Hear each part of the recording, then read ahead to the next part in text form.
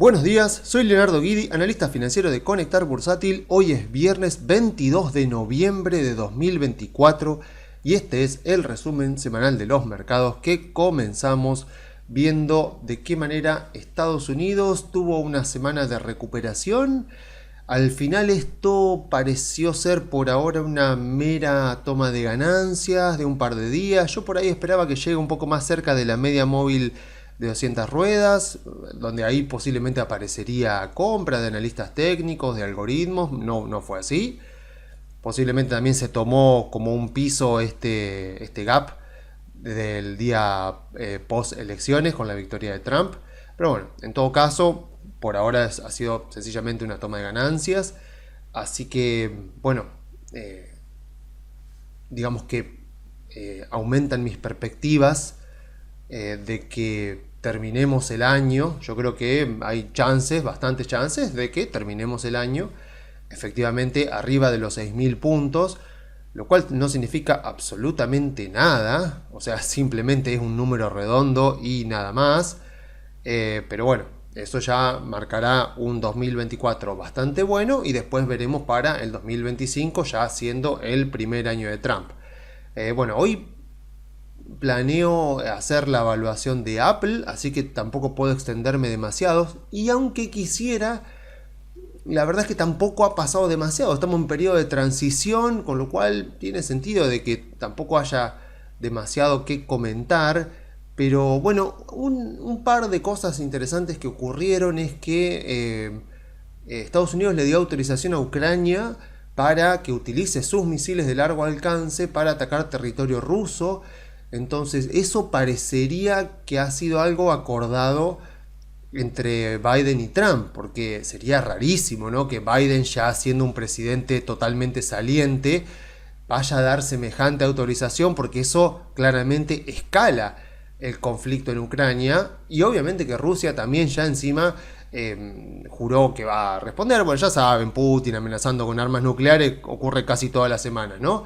Pero bueno, se entiende, se explica un poco esta decisión de Biden, pensando que pudo haber sido bastante probable que esté consensuada con Trump, con la idea de tratar de empujar a Putin a la mesa de negociación, porque si Trump dijo yo voy a terminar el conflicto de Ucrania en un día, bueno, lo quiero ver, sigue siendo mi respuesta, pero tiene sentido de que si Trump lo quiere llevar a Putin a querer negociar, Putin tiene que tener un incentivo, tiene que tener alguna razón para querer negociar. Y bueno, el hecho de que Ucrania pueda ahora atacar territorio ruso, incluso destruir completamente el puente de Kherson, creo que se llama, el puente que conecta Crimea con Rusia.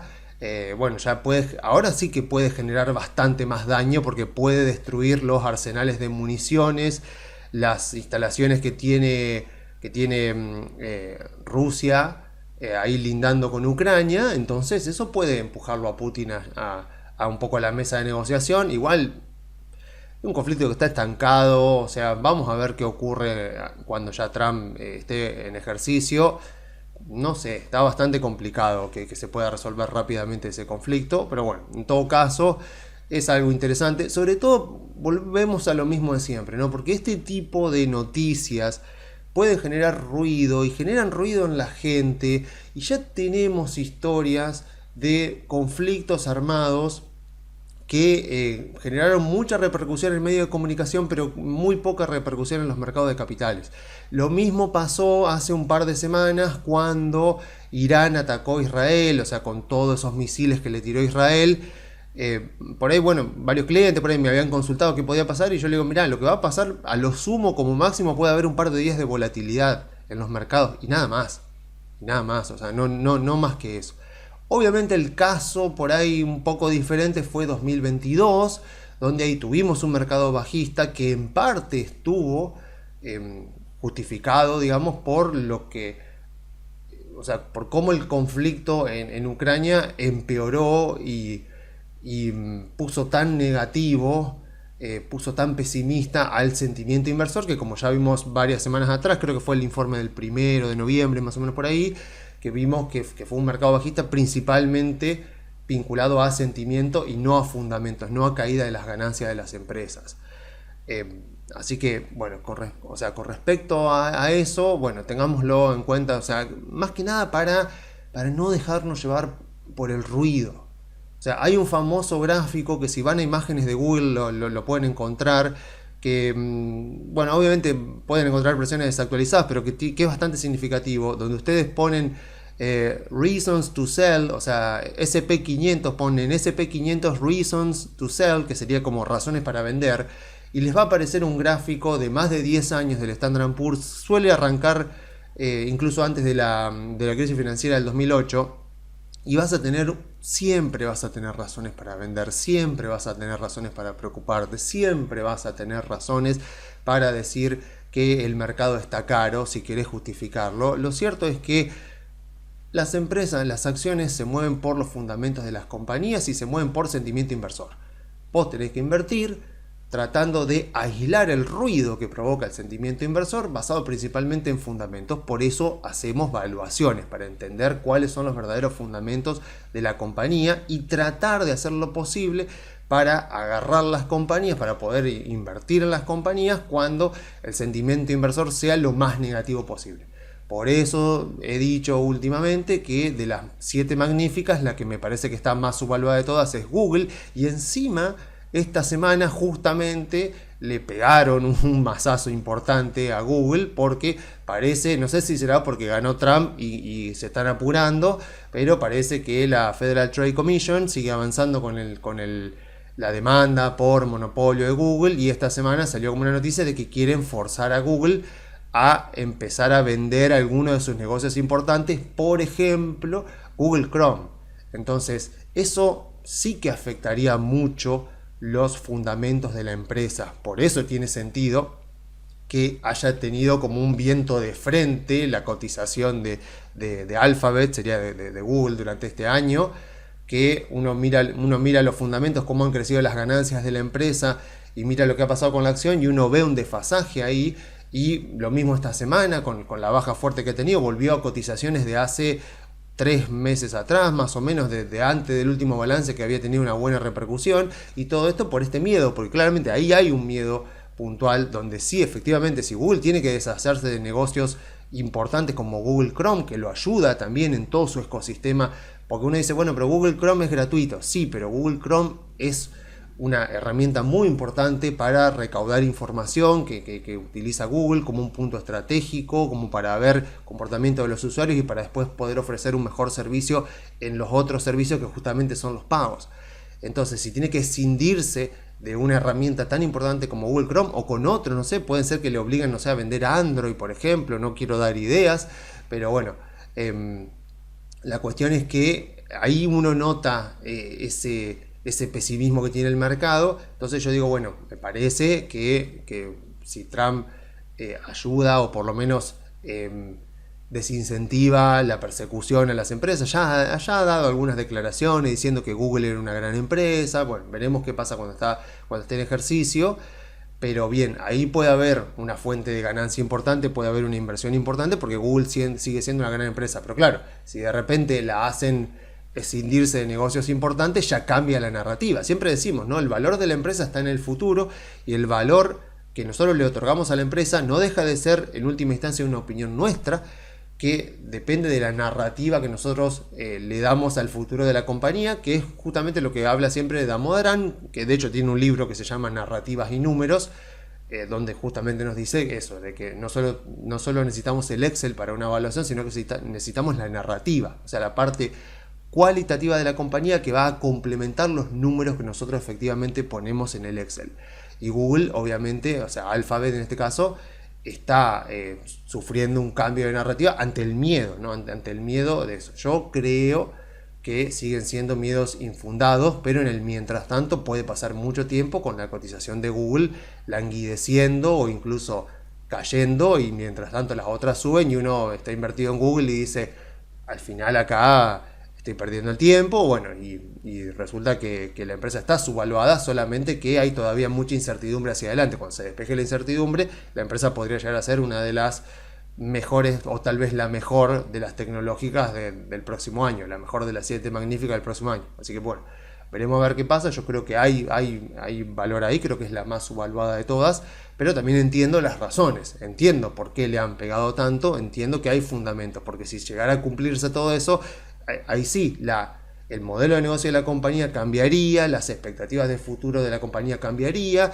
y sus flujos de fondos futuros podrían llegar a cambiar si ya no puede, y podrían llegar a cambiar bastante si ya no puede valerse de esa herramienta importante que es Google Chrome para poder armar el perfil de los usuarios, para poder recolectar datos de los usuarios y de esa manera ofrecer un mejor servicio. Podría empeorar el servicio y eso obviamente podría alejar clientes, podría bajar los ingresos, etcétera, ¿no? O sea, y de esa manera se perjudica el balance, se perjudica las ganancias por acción, entonces tiene sentido que anticipadamente haya caído el precio de la acción porque estaría reflejando de manera anticipada todo eso que después terminaría ocurriendo en los fundamentos. Así que yo, digamos, tengo un ojo puesto ahí. Si bien es cierto que estoy mucho más interesado en invertir en Argentina en este momento, para los clientes que por ahí quieren asumir un riesgo más moderado, que no se aguantan el riesgo argentino y quieren invertir en CDRs, bueno, Google está haciendo una de las compras de las últimas semanas, pero bueno, todo enfocado siempre, y no me canso de repetirlo, siempre en un portafolio diversificado. Por eso, como lo vengo comentando, o sea, para mí una muy buena estrategia para un inversor que por ahí no quiere o no puede o no tiene tiempo para investigar empresas en particular y tener un portafolio de empresas puntuales, es comprarse el índice, aunque sea en la mitad de su patrimonio, del patrimonio que tiene destinado a las inversiones, y con el resto comprar empresas puntuales. Yo me acuerdo que hace un par de semanas atrás, con la victoria de Trump, con justamente esta idea de que podría llegar digamos, la presidencia de Trump podría llegar a cambiar las autoridades de la Federal Trade Commission y de esa manera que este organismo gubernamental que no sea tan duro y que no sea tan inquisidor, podríamos decir, con respecto a las empresas tecnológicas. Eso podría ayudar a liberar un poco de incertidumbre sobre empresas tecnológicas y que vuelvan a ser, que sigan siendo en realidad, porque este año también lo son, sigan siendo grandes protagonistas del mercado alcista que estamos viviendo en este momento. Pero, ¿qué pasa? Entonces yo decía, por ejemplo, que bueno, podría llegar a comprar el QQQ y comprar algunas otras acciones más particulares, como Tesla, como Meta, como Microsoft, como Google. Pero lo que ocurrió fue que después de hacer la evaluación de Apple, y siento que estoy spoileando un poco el resultado, no me gustó. Me preocupa un poco lo que podría llegar a pasar, sobre todo con el tamaño de esta compañía. Así que cambié mi idea a SPY. Entonces, en vez de comprar, por ejemplo, un cliente que tengo que armarle un portafolio pensando en 2025, un portafolio de riesgo moderado, de CDRs, con una expectativa de un 15% de rentabilidad, un 20% ya sería como en un caso muy optimista, y mirando si no hay un mercado ya sobrevalorado para 2026, pensando en ese tipo de estrategia, yo ahora le digo, no, mira, más vale compramos el Standard & Poor's, compramos el SPY, y seguimos comprando estas empresas tecnológicas, y estaba viendo tratar de diversificar hacia otros sectores. El tema es que mientras no tenga los balances de fin de año, que recién los voy a tener para finales de enero, principio de febrero, se me va a complicar. Hice la evaluación de Costco hace un par de semanas, no la puse en el informe, creo que la del año pasado sí la había puesto, pero en este caso no la puse porque el año pasado me dio muy sobrevalorada. La empresa este año siguió subiendo, está teniendo un año espectacular Costco, a ver cuánto que está subiendo este año, porque encima es una empresa pero re fácil de evaluar, o sea, es una empresa muy sencilla, es una empresa sumamente estable y está teniendo un año impresionante. Si yo me fijo de lo que fue desde 2024, tengamos en cuenta que el Standard & Poor's está subiendo como un 25%, esta empresa también una de las favoritas, Buffett no la tiene, pero Charlie Munger la amaba con todo su corazón, y veo que, voy a ver que esto me quedó metido en el medio. Más o menos, si estamos en 64, estamos hablando de un 46% de suba. 46% de suba, una empresa muy, muy estable, con una ventaja competitiva muy clara, pero que al mismo tiempo es una empresa de muy bajo margen de rentabilidad, una empresa que su modelo de negocio consiste principalmente en volumen, y aún así 40 y pico por ciento de suba en el año. Y yo el año pasado dije que para mí estaba cara. Bueno, imagínense, yo la evalué este año y me volvió a dar que está cara. ¿Quién es el equivocado? Supongo que soy yo, porque supongo que hay algo que no estoy viendo, porque yo le hago la evaluación, la empresa no ha aumentado mucho su crecimiento, no ha mejorado mucho su margen de rentabilidad, aún así 40 y pico por ciento de suba en el año. Bueno, supongo que el mercado está viendo algo que yo no veo, y Walmart está pasando por un proceso similar. Walmart, en el caso de Walmart sí está acelerando un poquito porque está vendiendo mucho online. Entonces dije, bueno, voy a evaluar Walmart a ver si con esta también veo si la incluyo.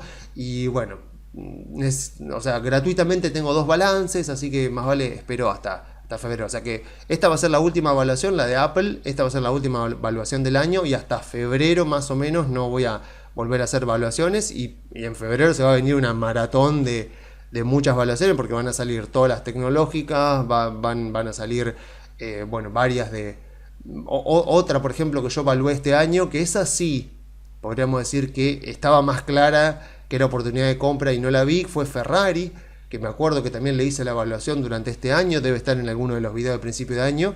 Dije que me parecía que la empresa estaba bien valuada, que no estaba ni cara ni barata, pero claro, no tuve en cuenta de que la empresa está acelerando su crecimiento y había una expectativa de aumentar el crecimiento. Es lo que terminó pasando, y Ferrari es una de las empresas que también que le ha ganado al índice durante este año, y es una linda empresa para diversificar porque las ventajas competitivas de Ferrari también son clarísimas. O sea, marca, bueno, es como la Apple, digamos, de los autos. Y estaba clarísima, es una empresa también muy sencilla de evaluar, para alguien que arranca a evaluar compañías, es una empresa muy sencilla de evaluar, y estaba claro ahí, pero bueno, es como que en ese momento dije, no está ni cara ni barata, no la compro. Y Damodaran, ahí me acuerdo que cuando vi lo que había subido Ferrari durante este año, me acordé que el propio Damodaran dijo, cuando yo encuentro una compañía con fuertes ventajas competitivas, él en aquel momento ponía el caso de Meta en 2022, sobre todo que él hizo un posteo en noviembre de 2022 diciendo que estaba comprando Meta. Él dice, cuando yo evalúo una compañía y le hago una evaluación conservadora y veo que me da exactamente igual, la compro igual, porque la ventaja competitiva de la compañía me garantiza que si hay algo que yo no estoy viendo, lo más probable es que sea algo bueno y no algo malo. Así que bueno, veremos entonces, en febrero se vendrá un maratón de evaluaciones. Por lo pronto, a ver, como decía, no tengo mucho para decir. Mi estrategia sigue siendo la misma, nada más que para anclar el riesgo me parece mejor el SPY. Y bueno, y las mismas acciones que me parecían atractivas la semana pasada me siguen pareciendo atractivas esta semana. Así que el problema de hacer un informe semanal es las cosas no cambian tanto. Así que vamos directamente a Argentina, donde sí tuvimos una semana muy interesante, muy linda semana, sobre todo de la mano de YPF, impresionante. O sea, por eso uno tiene que tener paciencia en el mercado de capitales. Siempre. Si uno mira, si yo me fijo la cotización de YPF, por ejemplo, vamos a ver la cotización de YPF. Yo me fijo la cotización de YPF, veo esto, ¿no? O sea, veo que si tomo el mes de noviembre, nada más, el mes de noviembre, vamos a tomar el cierre de acá desde el 31 de octubre. Si tomo el mes de noviembre, estamos 62% de suba en dólares. 62% de suba en dólares. Pero en el medio pasó esto. En el medio tuviste que aguantar esto. Tuviste que, por ejemplo, aguantar que en mayo estaba cotizando a 24 dólares y sin tomar en cuenta esto, pero acá había bajado 20%. O sea, en el medio, imagínate, mientras los bancos subían, mientras, no sé, había otras empresas que también subían, los bonos estaban subiendo, YPF, si vos la tenías, te bajaba 20%. Y vos decís, acá fue esta baja fuerte fue cuando Japón subió la tasa de interés, que Estados Unidos se cayó un 9%, las acciones argentinas, por supuesto, se cayeron mucho más. Después se recuperó, pero imagínate haber visto acá, después de que gana Milei, viendo el rally de acciones argentinas, habiendo comprado en abril, por ejemplo, abril-mayo, y llegar tipo a a agosto, septiembre y estar bastante lateral. Bueno, esto es así, o sea, nadie tiene la bola de cristal, nadie puede hacer market timing. Los que lo han hecho han sido Jim Simmons con Renaissance Technologies, con mucha tecnología, mucha estadística, mucho algoritmo muy sofisticado. Si no, lo que nos queda es eso, es ver la compañía, entender la compañía, tratar de hacerle una evaluación, entender el contexto, comprar y, como dijo, creo que era Jeremy Siegel, o no sé si no era Charlie Munger, la tarea más difícil de los inversores, sobre todo los inversores que invierten en empresas, porque el que hace análisis técnico se divierte todo el tiempo, ¿no? Porque se va moviendo de una acción a otra, no tiene ningún problema, pero el que analiza empresas y se hace el estudio, se toma el trabajo de ver una compañía, después lo más difícil de todo es cuando ya existe ese trabajo, es quedarte quieto.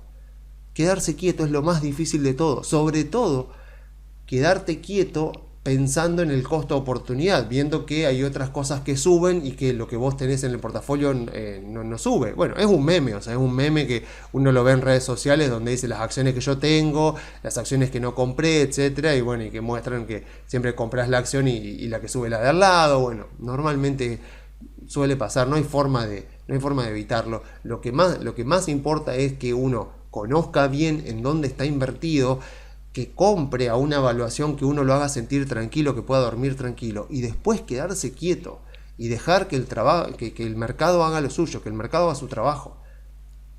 Entonces con YPF pasó eso, y por esa razón también, obviamente, es que tenés que tener un portafolio diversificado, porque no, o sea, por un lado, no sabes exactamente todo lo que puede pasar dentro de una compañía. Después, no sabes cómo se están moviendo los flujos, hacia qué sectores se están moviendo, de qué sectores están saliendo, de qué activos puntualmente están saliendo, en cuáles están entrando. Entonces, como no sabes eso, tener un portafolio diversificado de acciones argentinas, bueno, te permite capturar, aunque sea un promedio ponderado de los rendimientos, y está bien y te evita además cometer errores, porque si tenés un portafolio extremadamente concentrado, o sea, no está mal tener un portafolio concentrado, porque encima Argentina no te deja otra.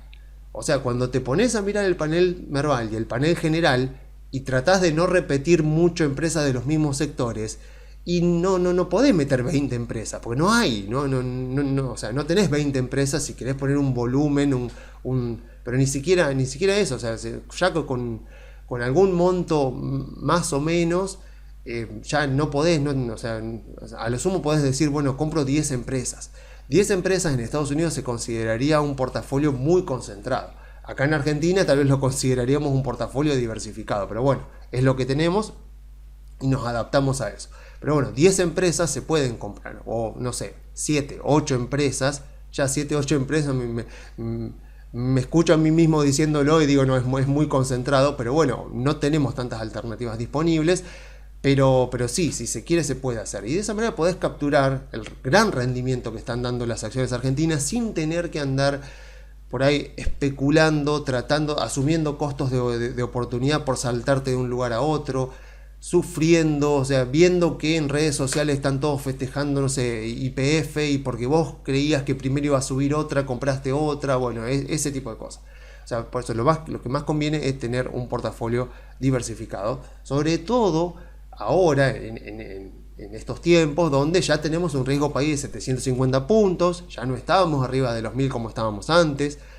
Queda margen, por supuesto. Yo me fijé, por ejemplo, en BAPSA sacó un informe esta semana donde mostraba esta típica tabla súper útil, donde vamos viendo qué subas potenciales tienen los precios de los bonos. Sigue siendo el más interesante el AL35, dependiendo, por supuesto, dependiendo de cuánto vos crees que baje la tiro, o sea, cuánto vos crees, a dónde crees que vamos a converger. Si vos crees que vamos a converger al 9, que sería alinearnos con países similares con los que se nos suele comparar, y para eso también aprovecho el informe de 1816, donde nos mostraba hace un par de semanas, un par de meses estábamos por acá, ahora estamos acá en la línea negra, vemos que estamos ya bastante cerca de converger a países similares como Angola, como Egipto, como Nigeria. Estamos acá, estamos muy cerquita. Y lo que dice acá el informe de BAPSA es que sigue conviniendo, si nuestra expectativa es optimista, o sea, ya si vamos pensando, estamos más o menos en un 11, por ejemplo, estamos acá, estas son las tiras actuales, por lo menos en los GD, en los AL es un poco diferente, pero sirve de la misma manera, sobre todo porque yo compro el AL35, no el GD35, porque justamente está un poco más barato el AL, no mucho más, pero un poquito más barato. Pero digamos, el cuadro sigue siendo más o menos el mismo, los rendimientos son bastante similares.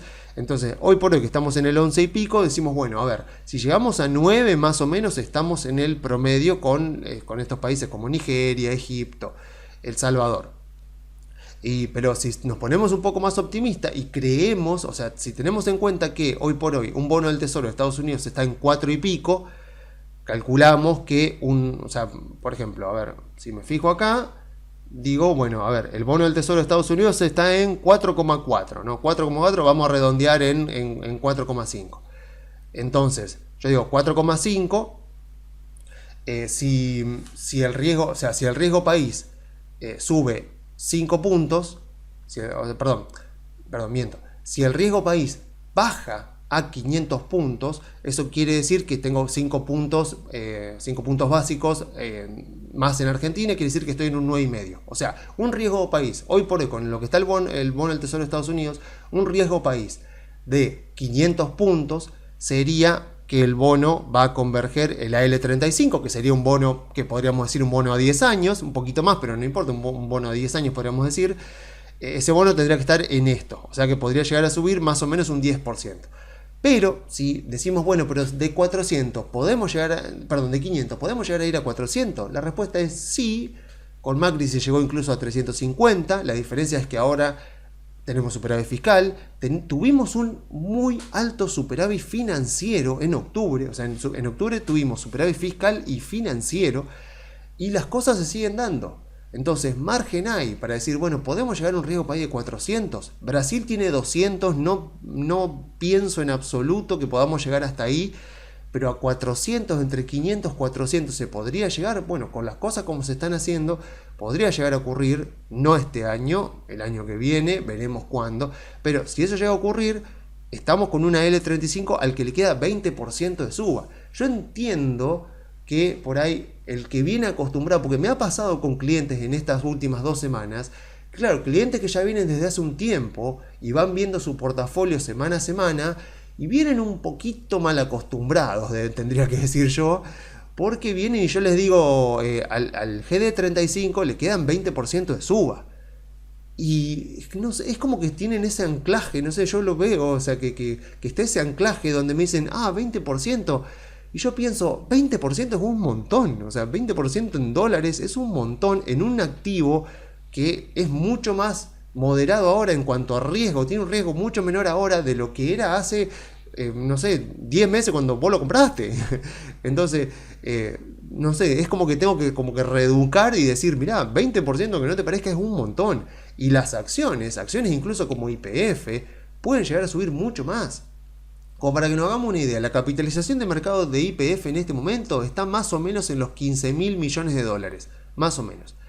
Petrobras tiene una capitalización de mercado arriba de los 90.000 millones de dólares. O sea, YPF tiene mucho para converger, tiene mucho para crecer, pero bueno, o sea, tiene el viento de frente, digamos, tiene la penalización de, bueno, ser una empresa del Estado, con lo cual hoy puede estar bien gestionada, dentro de 4 años posiblemente ya no, así que dependerá todo eso, o sea, dependerá de qué es lo que el mercado esté descontando.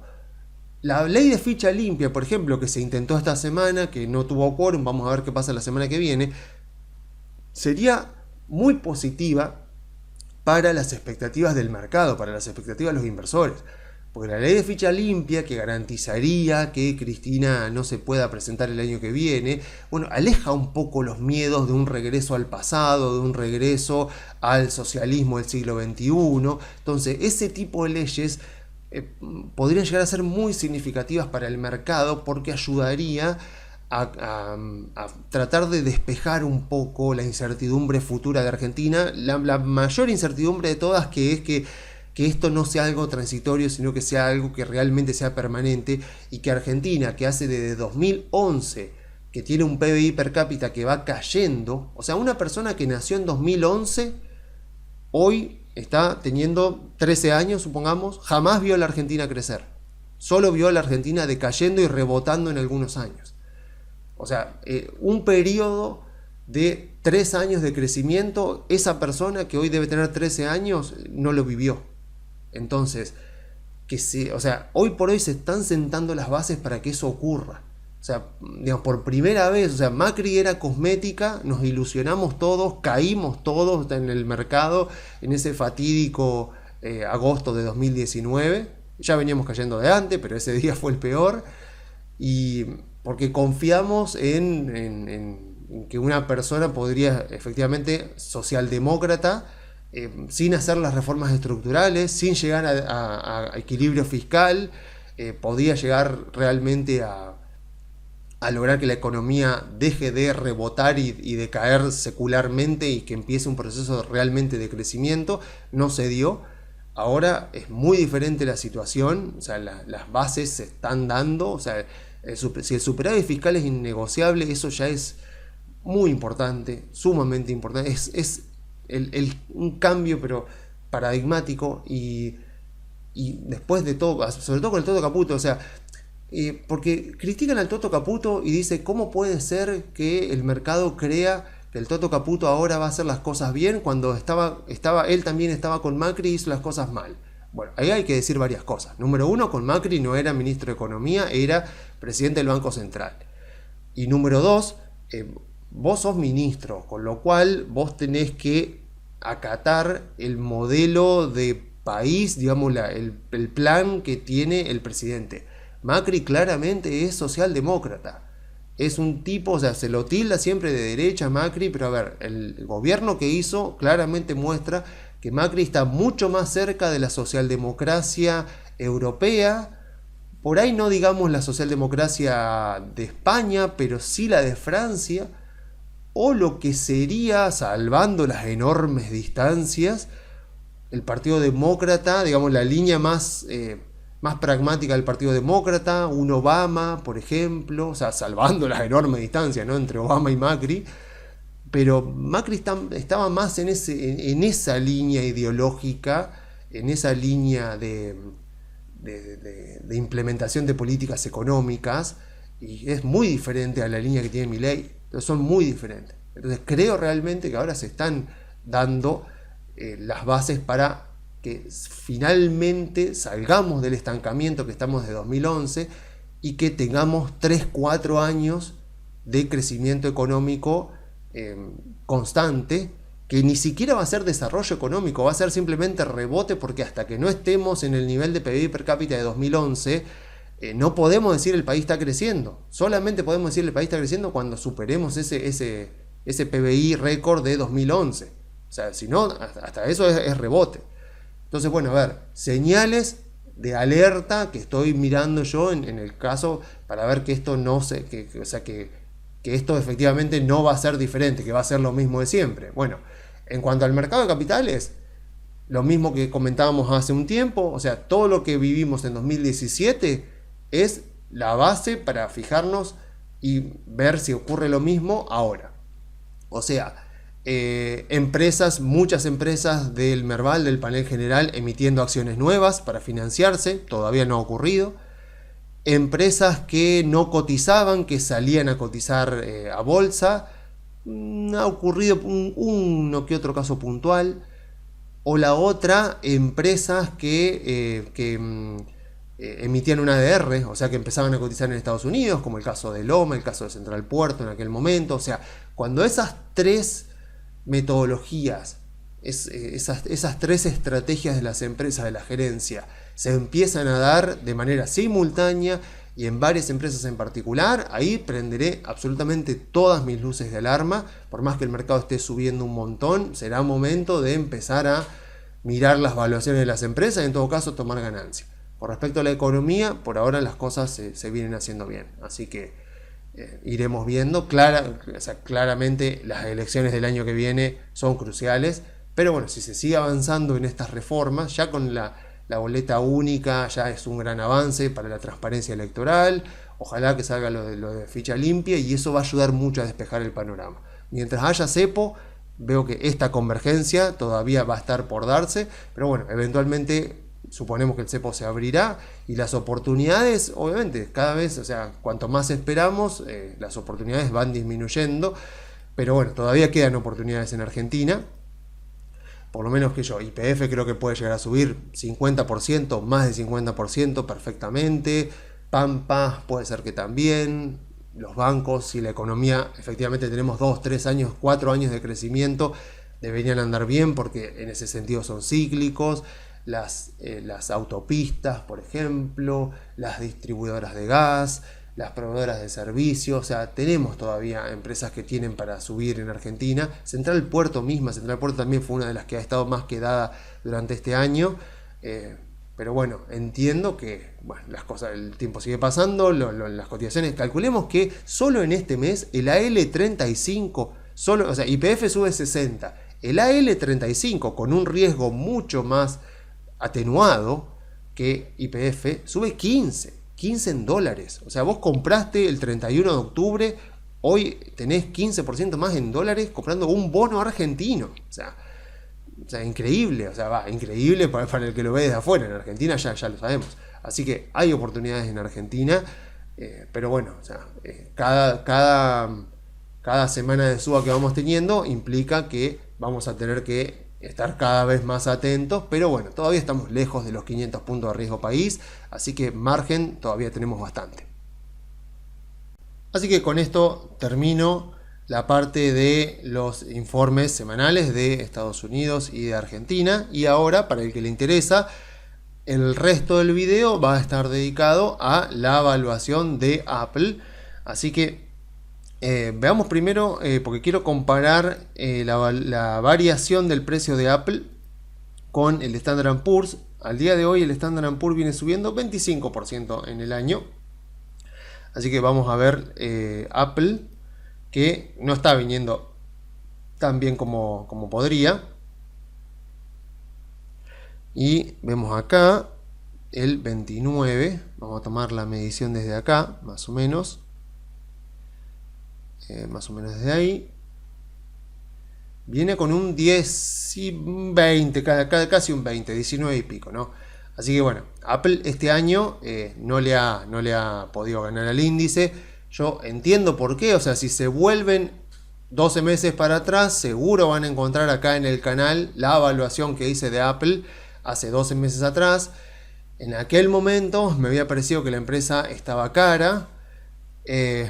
Ya les spoileo el resultado de esta evaluación, o sea, creo que sigue estando cara, digamos que por lo tanto tendría sentido, bueno, o sea, bueno, si compras el índice obviamente vas a estar comprando Apple de manera indirecta, pero en una proporción pequeña, digamos, o por lo menos mucho más diversificada, pero si compras Apple en tu portafolio porque te gusta la compañía, bueno, si la compañía sigue teniendo estos resultados como lo que ha tenido este año y el año pasado, tiene todo el sentido de que sea una compañía cuya cotización no le puede ganar al índice, porque claramente es una empresa que ha llegado a un punto de maduración bastante importante.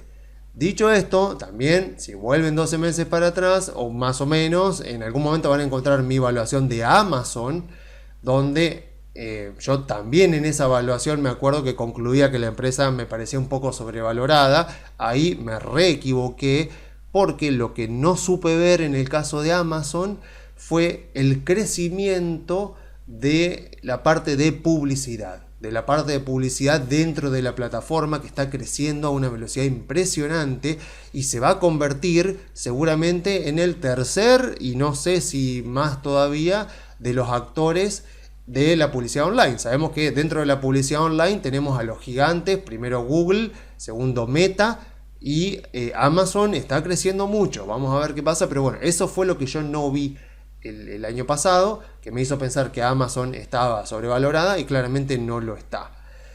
Y la buena noticia también es que Mercado Libre está empezando a hacer eso. O sea que Mercado Libre, que sí me parece una empresa que está subvaluada, que es una oportunidad de compra interesante, sobre todo con este mal recibimiento que tuvo el último balance, porque a diferencia de Amazon, que ya lo tiene más implementado y está creciendo bastante, Mercado Libre apenas está arrancando, o sea que tiene un potencial de crecimiento, la publicidad dentro de su propio ecosistema de plataformas y aplicaciones, muy muy grande. Así que viene ahí por Mercado Libre y bueno, después veré a principios del próximo año, en febrero más o menos, si hago de vuelta la evaluación de Amazon, ahí teniendo en cuenta también el crecimiento de la publicidad. En el caso de Apple, bueno, vemos que es una empresa que no le ha logrado ganar al índice durante este año. Sí le había ganado los años anteriores. Yo creo que porque hay una expectativa bastante grande que hace varios años que no se está cumpliendo esa expectativa. Y el tema es que es una empresa muy grande y por lo tanto muchísimos fondos de inversión la tienen. Pero bueno, claramente no está cumpliendo con las expectativas. O sea, vemos que es una empresa que está llegando a un grado importante de madurez. O sea, como para que nos hagamos una idea, si yo me fijo acá en el informe anual de Amazon, perdón, de Apple en este caso, me voy a la página 26. Acá en la página 26 tengo cómo han ido evolucionando los negocios de la compañía, que bueno, a grandes rasgos, la compañía tiene dos líneas de negocios importantes. La primera, que es productos. Productos es el 76% de los ingresos, que como ya estarán viendo está totalmente dominado por iPhone. O sea, de ese 76% de los ingresos de Apple, el 68% de productos es solo el iPhone. O sea, hay una dependencia al iPhone fenomenal. Si ustedes miran los ingresos de Microsoft, van a ver una diversificación de ingresos mucho más atomizada, lo cual es mucho mejor. En el caso de y al mismo tiempo, si van a Meta y si van a Google, van a ver una concentración de los ingresos en una sola línea de negocio, que es la publicidad online. Así que Apple estaría un poquito ahí en el medio. Lo preocupante acá es justamente que no crece. O sea, ahora vamos a ver bien un poco el Excel, y lo que vamos a ver es que esta empresa es sumamente productiva, tiene márgenes de rentabilidad arriba del 30%, o sea, muy, muy altos márgenes de rentabilidad. Rendimiento sobre capital invertido enorme, pero ¿cuál es el problema? Que no crece, le está costando mucho crecer. Y la verdad es que ahí está la clave. Si vos crees que va a ser capaz de reemplazar, por ejemplo, con servicios lo que no está creciendo en productos, si vos crees que la parte de productos se va a ver revivida gracias a la implementación de inteligencia artificial, por ejemplo, ahí están las preguntas que una persona que está pensando en comprar Apple tiene que hacerse. Porque los márgenes de rentabilidad van a seguir siendo altos, o sea, la marca de Apple es indiscutible, el rendimiento sobre el capital invertido va a seguir siendo alto, la clave, el partido, digamos, se juega acá. ¿En qué crees vos que va a pasar con esto? Porque lo que vemos es que, bueno, el 24% de los ingresos por ahora, solo el 24% es servicios. Pero lo que sí vemos también es que es por lo menos el sector que más crece. Pero vemos también esto, vemos acá 2022, 2023 y 2024 y vemos esto, vemos caída de ingresos, o sea, 22, 23, 24, vemos que en 2022 tuvo ingresos por 394 mil millones de dólares y en 2024 tuvo 391 mil millones de dólares. Y acá peor, 383 mil, después bueno, recuperó. Pero aún así, 2023 fue un año muy bueno. Está bien, fue un año muy bueno para todo el mercado y también, como vimos un par de informes atrás, fue un año que fue meramente de recuperación 2023. Recién este año ya es un año de expansión con nuevos récords históricos. 2023 era recuperación del mercado bajista 2022. Pero aún así vemos esto, vemos que si yo miro los fundamentos de esta compañía, yo como siempre les digo, yo miro los fundamentos, miro ingresos, miro márgenes de rentabilidad, miro productividad de la compañía y miro costo de capital. Cuando miro los ingresos de Apple, veo que acá está el problema, o por lo menos acá está la mayor preocupación que yo puedo tener. O sea, la parte de la evaluación que más preocupado me puede tener a mí con respecto a Apple es esta. Es que tengo un iPhone, ventas de iPhone que no crecen, que incluso en 2023 cayeron, después ahora se recuperaron, pero tengo 205.500 millones de dólares de ventas de iPhone en 2023 y 201.183 millones de ventas de iPhone en 2024. O sea, hay un grado de madurez importantes. Y lo peor es que todo el resto, las notebooks, el iPad, lo que sería, ¿cómo se llama? Apple Watch, todo lo que sean los dispositivos usables para el hogar, los accesorios, los AirPods, también está cayendo y viene cayendo ya hace 2 años seguidos. Y la única parte que me salva, que hace de contrapeso, es la parte de servicios, que está creciendo, pero tampoco está creciendo tan rápido. Ya es una parte importante, estamos casi llegando a los 100.000 millones de dólares de ingresos por servicios, pero no está pudiendo compensar. Y la empresa luce un poco así, estancada, o sea, con bastante maduración. De hecho, si yo lo miro directamente acá en la evaluación, puedo ir a ver acá en el balance y veo lo mismo, o sea, veo obviamente los mismos números, veo acá justamente lo que son los márgenes de rentabilidad. Hay un punto clave de Apple que es la post-pandemia. Ustedes van a ver, si miran los balances de Apple, van a ver la post-pandemia como un momento crucial, o sea, de cómo los márgenes de rentabilidad, ven acá, de 24 pasan a 29, y fíjense acá cómo crecen los ingresos, de 2020 a 2021, de 2021 a 2022, cómo crecen los ingresos, y después hay un estancamiento total. Un estancamiento si nos fijamos acá, bueno, de 2021 a 2022 como que logra crecer un poco, pero después ya está totalmente estancada. Y fíjense otra cosa también que me preocupa, el tema de las ganancias por acción. Fíjense que las ganancias por acción hace 3 y podría llegar a decir 4 años, porque 5,61, hace como 4 años que están más o menos estancadas en los $6 más o menos. Veo esto, o sea, estamos hablando de que en 2021 ganó para los accionistas $5,61 por acción, y después más o menos se está manteniendo así, en $6 más o menos por acción para cada accionista.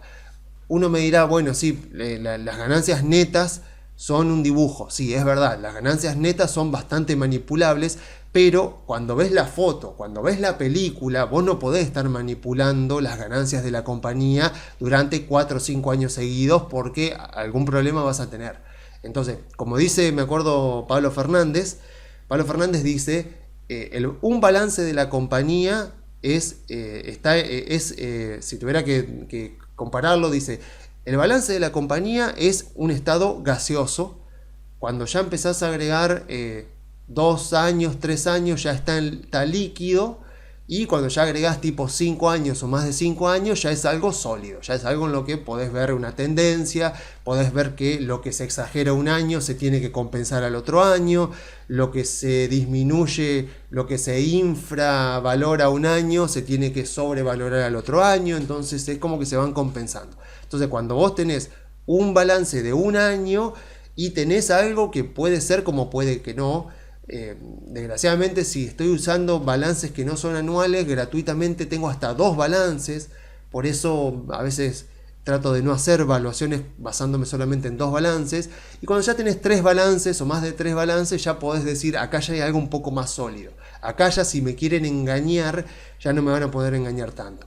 Y lo que veo con respecto a Apple es eso, es un estancamiento, y se nota porque el margen de rentabilidad, fíjense que se ha mantenido en torno al 30%, más o menos tenemos 4 años donde el margen de rentabilidad se ha mantenido en torno al 30%, o sea, eso es algo digno de su ventaja competitiva, pero tenemos ingresos que han crecido muy poquito y ganancias por acción, las ganancias para los accionistas, que también han crecido muy poquito.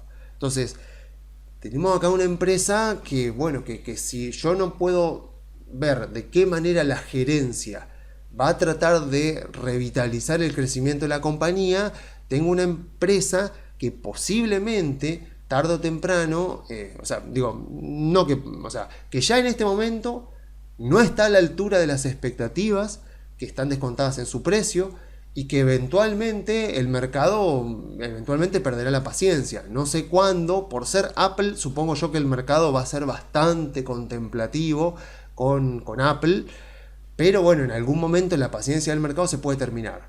Supongo yo que como es una empresa tan grande y tan prestigiosa y que la tienen mucha gente, muchos fondos de inversión, también pondera bastante en los índices, entonces es una acción bueno, que habrá fondos de inversión que lo van a pensar un poco antes de vender su tenencia, aunque el querido Warren Buffett, que con sus 94 años demuestra que sigue teniendo el toque y sigue viéndola antes que todos, ha venido vendiendo fuertemente Apple este año. O sea, vendió el 66% de la tenencia. Arrancó el año arrancó 2024 con más de 900 millones de acciones de Apple en Berkshire Hathaway.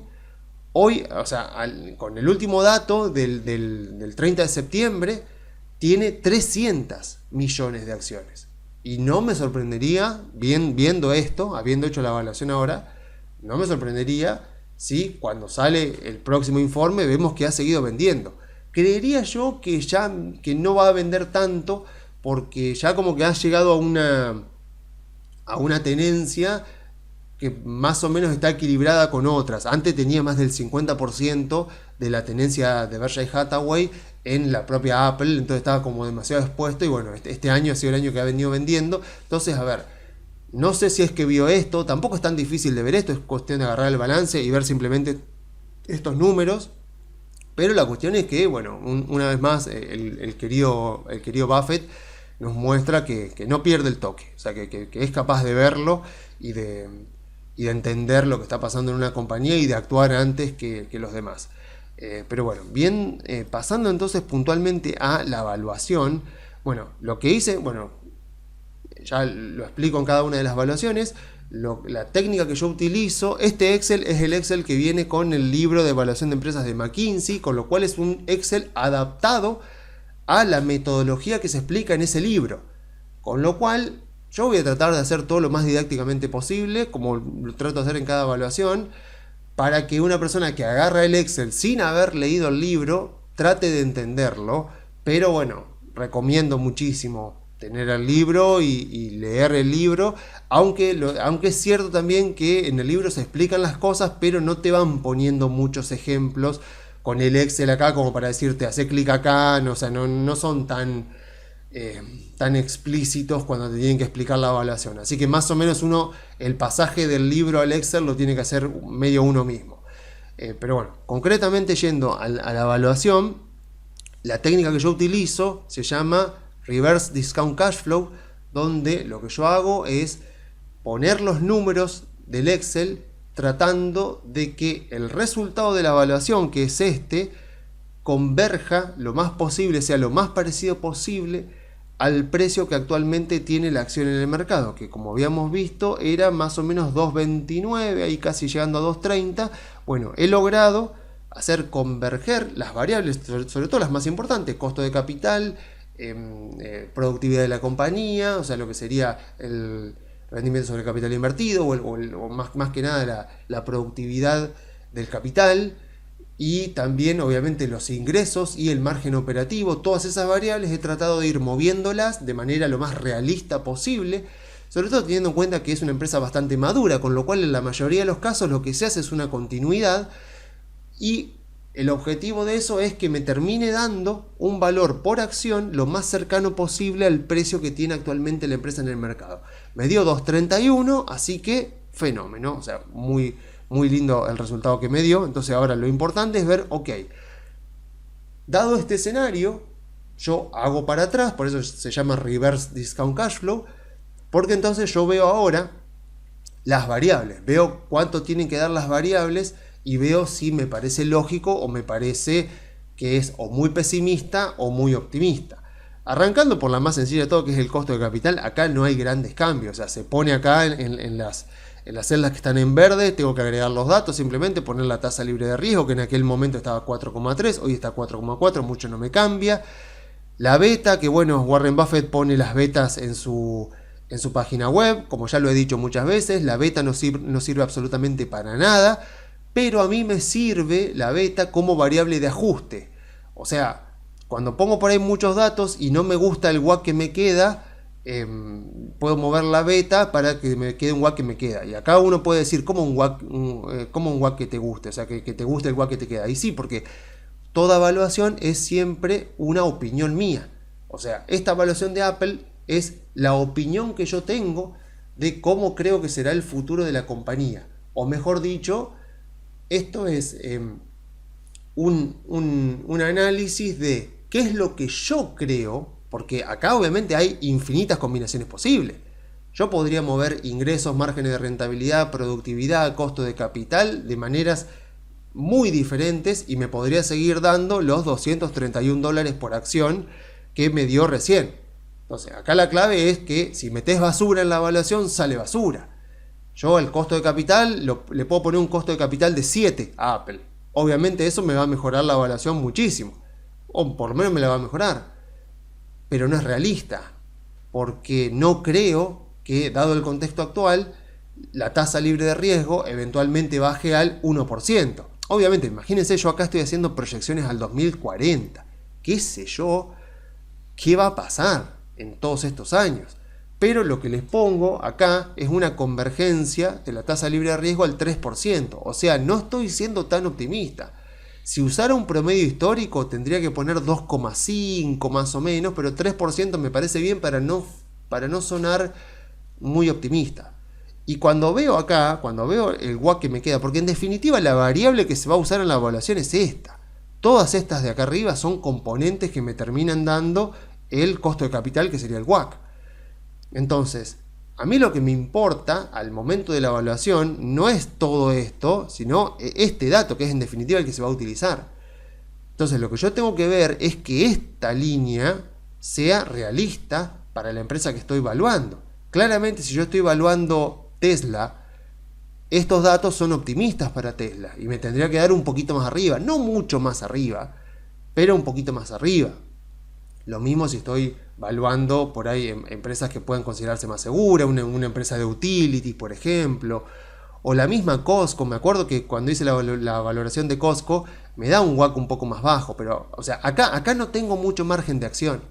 O sea, si yo quiero calcular el valor de la compañía y tengo que mover algunas variables, acá no tengo mucho, porque este WACC que me da 8,26 en el valor terminal, en el mejor de los casos me puede dar 7,5, en el caso más optimista.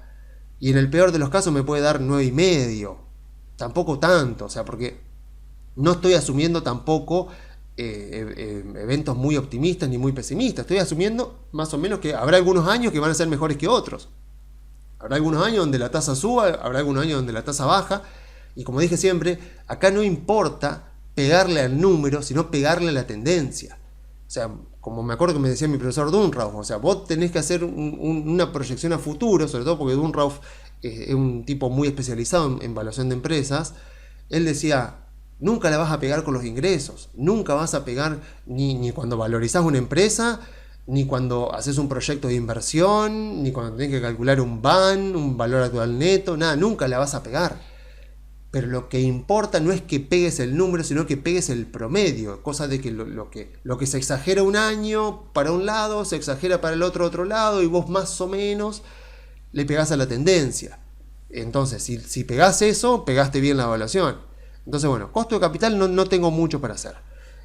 Así que vamos a lo otro, donde acá sí empezamos a ver cosas más importantes, donde vemos, por ejemplo, el tema de los ingresos. Y acá está la clave. Acá está la clave que me hace decir, yo no compraría Apple a estos precios. Porque si yo tengo este resultado de 2.31 y hoy la empresa está cotizando a 2.29, lo que veo es que asumiendo valores sensatos de productividad, de rendimiento sobre el capital invertido, de margen operativo, lo que me termina pasando es que la única variable de ajuste que me queda por mover para tratar de llegar a este valor es ingresos. Porque si yo acá pongo un número, o sea, fíjense que en cuanto, por ejemplo, bueno, acá voy poniendo margen bruto, o sea, todas las variables, el capital de trabajo, estructura de capital, bueno, todo esto es, acá está el tema de productividad, me parece que estaba por este lado, no, más arriba, acá está todo el tema de productividad, de lo que sería el CAPEX, o sea, los gastos de capital, y esto es lo que después me determina el rendimiento sobre el capital invertido. O sea, esto se calcula acá. Fíjense que simplemente, o sea, acá lo que me dice es que cuando yo capitalizo la investigación y desarrollo, que está acá en esta solapa, donde yo lo que hago acá es ir poniendo año a año el gasto en investigación y desarrollo que ha tenido Apple, y en lugar de tratarlo como gasto, lo trato como inversión. Por lo tanto, le tengo que calcular una depreciación que voy sumando año con año, y acá me queda unos 5.300 millones de dólares que yo consideraría que es el activo. Es un activo intangible que formó Apple a través de toda su investigación y desarrollo. Entonces eso yo después vengo acá, se lo sumo a lo que en castellano diríamos los bienes de uso. Entonces hago los bienes de uso más este capital intangible, que sería la investigación y desarrollo, y tengo lo que sería todo lo que serían los bienes de uso más los intangibles, y los pongo en base a los ingresos. Y como vemos, vuelvo a repetir, o sea que como Apple es una empresa tan madura, este número y muchos de los números que vemos en la evaluación son casi siempre iguales. Entonces, cuando yo tengo que hacer proyecciones a futuro para una empresa como esta que ha llegado a un grado de madurez, la mayoría de las proyecciones a futuros son simplemente continuidad del presente, porque no tiene mucho margen de acción. No es porque yo quiera ahorrarme el laburo, no es porque no quiera investigar, o como cuando estaba evaluando Costco. Cuando estaba evaluando Costco, es una empresa de consumo básico que tiene supermercados gigantes con un margen de rentabilidad muy bajo y tiene una marca muy importante, una membresía. O sea, es un negocio muy sencillo de evaluar, y es un negocio que cuando vos haces las proyecciones a futuro, a mí por lo menos me sorprendió la estabilidad de las variables. Cuando yo miro los balances año a año, son muy similares porque la empresa cambia poco, porque es una empresa muy madura. Con Walmart pasa lo mismo. Entonces, cuando vos vas a hacer proyecciones a futuro, por ejemplo, si yo quisiera decir que esta empresa va a mejorar su productividad, Apple va a mejorar su productividad, lo que hago es que obviamente todo lo que sería bienes de uso y activos intangibles contra los revenues, los ingresos, esto va a ir siendo cada vez más chico. O sea, si yo asumo que esto, que es un 12%, o sea, lo que serían bienes de uso más investigación y desarrollo, el monto es un 12%, más o menos un 12% de los ingresos de Apple. Si yo creo que la empresa se va a volver más productiva, lo que hago este número es ir bajándolo. Si yo creo que la empresa va a perder su ventaja competitiva y por lo tanto va a tener que invertir más y los ingresos no van a subir tanto, lo que hago este número es subirlo. Dadas las ventajas competitivas de Apple y dado el estado de madurez de por lo menos su línea de producto, lo que hago es mantener constante. Las amortizaciones también, por supuesto, porque esto va todo de la mano. Y lo mismo me pasa con muchas otras variables, por ejemplo, con todo lo que sea capital de trabajo o por ejemplo, margen bruto. Cuando yo tengo que ver los costos de mercadería vendida, donde al mismo tiempo me meten también acá las amortizaciones, que se las tengo que sacar, ven que el número es muy parecido todos los años. O sea, y acá tenemos pandemia, tenemos de todo, y el número es muy, muy, muy parecido.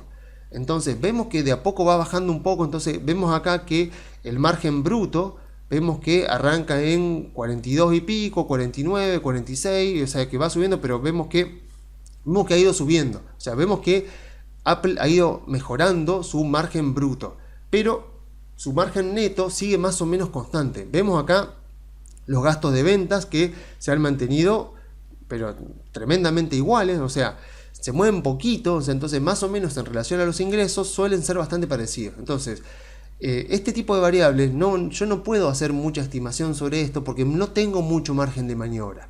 Cuando me voy, por ejemplo, al tema de impuestos, pasa lo mismo, porque una cosa es la tasa de impuesto marginal y otra cosa es la tasa efectiva que terminan pagando. Y acá vemos acá la tasa efectiva de impuestos, vemos una volatilidad muy grande.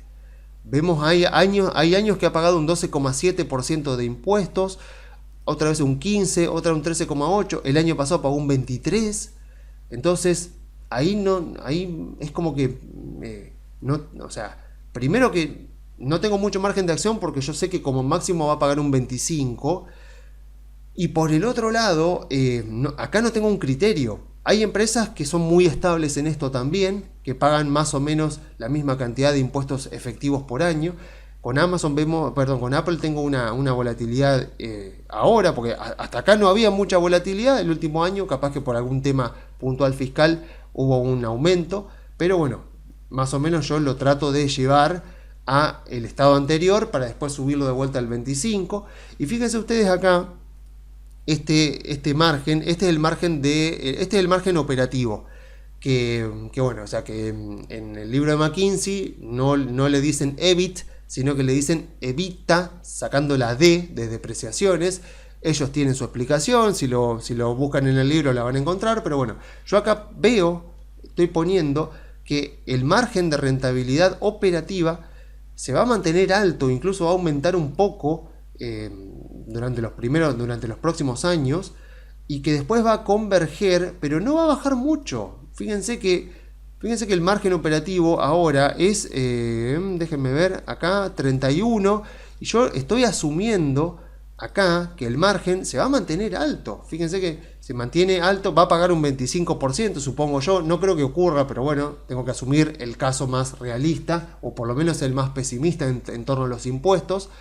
Pero en cuanto al margen operativo, asumo yo un margen operativo del 33%, que es bastante. O sea, yo estoy asumiendo, y convengamos que esto es como una proyección en el año 2040, que no tengo idea de qué va a pasar, pero yo con esto lo que estoy diciendo, con este número, lo que estoy diciendo cualitativamente, es que yo creo que Apple va a mantener su ventaja competitiva y que Apple va a seguir siendo Apple con el correr de los años. Con lo cual estoy haciendo un postulado, digamos, estoy haciendo una suposición bastante, no sé si decir bastante optimista, pero sí optimista, porque estoy suponiendo, y como bien sabemos, o sea, con el paso de los años hemos visto muchas empresas muy prestigiosas que han perdido su ventaja competitiva y que han terminado en muchos casos en el olvido, en otros casos siendo compradas por otras compañías. Entonces ven que en muchos casos no he podido no he podido mover demasiado. Después, cuando voy acá los resultados de productividad, el rendimiento sobre el capital invertido, por las dudas si alguien se baja el Excel y quiere ver eso,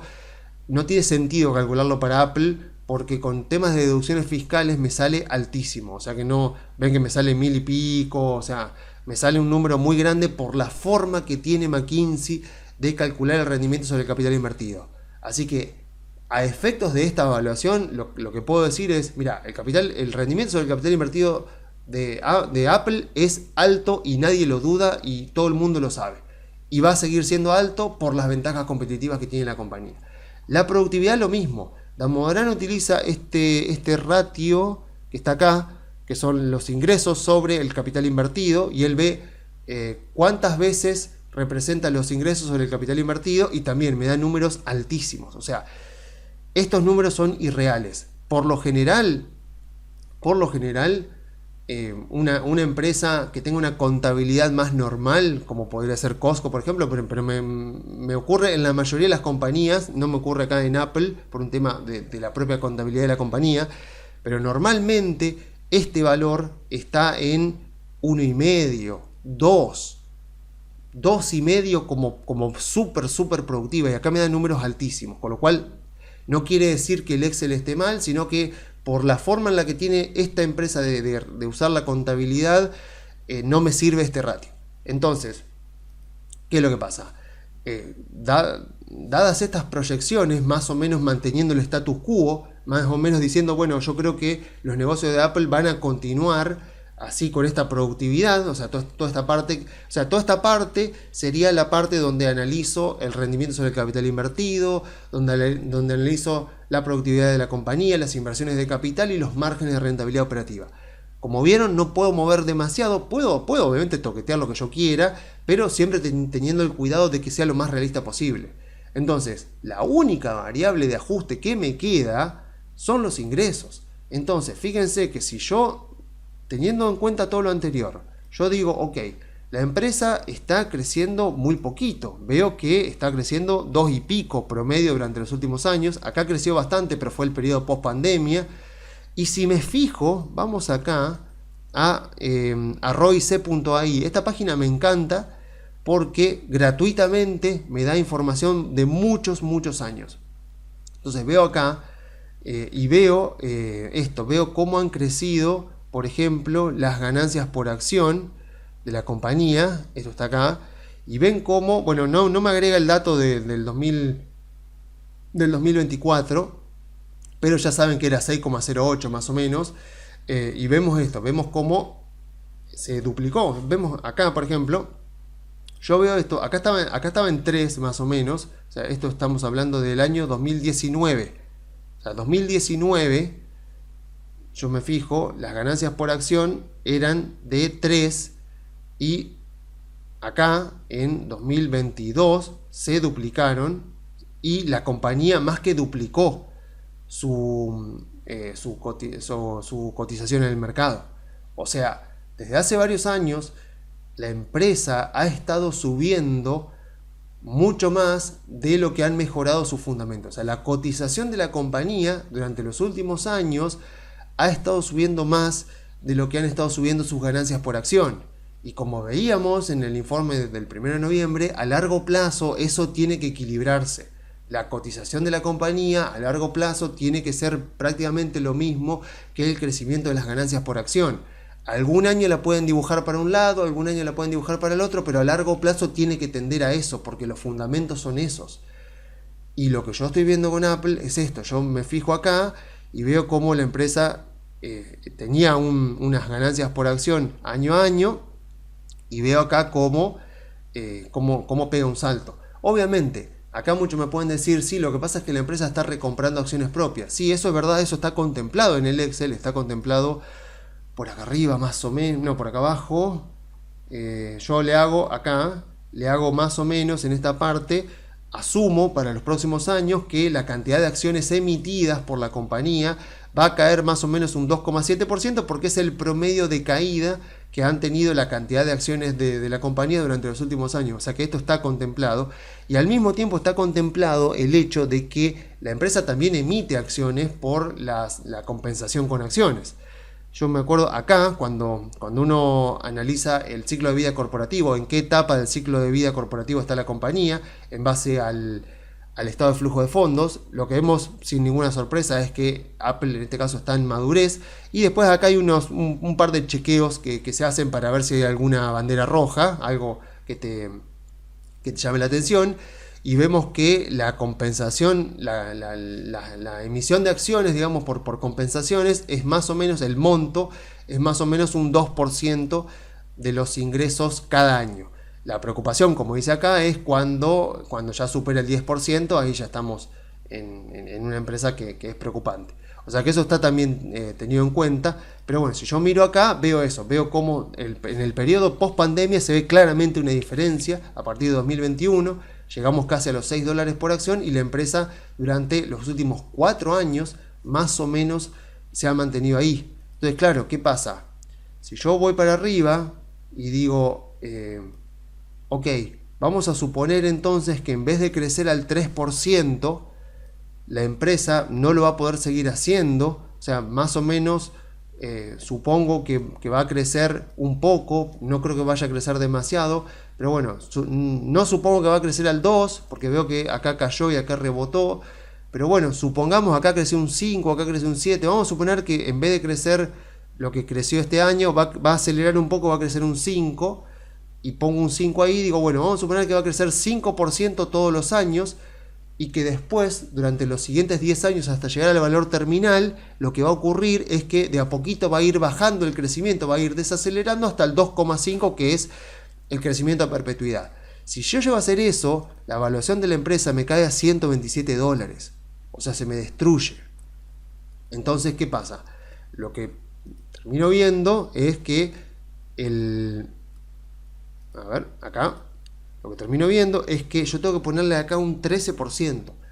Tengo que asumir que la compañía va a crecer 13%. Sus ingresos van a crecer 13% por año durante los próximos 5 años, manteniendo todo lo anterior que les he comentado, toda la productividad, todo lo que les decía, para que pueda justificar el valor que actualmente tiene en el mercado.